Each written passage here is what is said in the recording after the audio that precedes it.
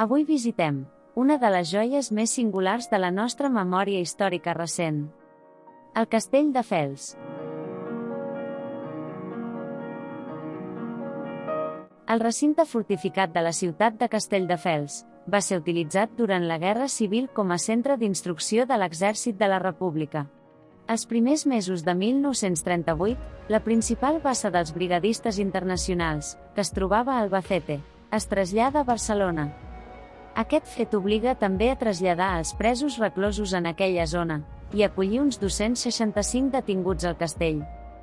Aquests brigadistes, considerats indisciplinats o desertors, van estar tancats a la presó, habilitada a l'església adossada al castell, entre març i abril de 1938 fins a pocs dies abans de l'arribada de les tropes franquistes, al gener de 1939. Encara avui es pot percebre en l'ambient el xiu-xiugeig i els crits d'aquells que van patir maltractaments, confinats en aquest recinte destinat a la seva reclusió.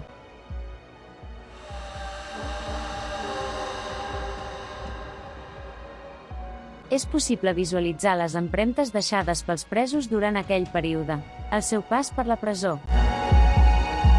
Des de veritables obres d'art perpetuades en pintures murals, dibuixos, frases i noms gravats en els murs, que han sobreviscut de manera inesperada fins als nostres dies.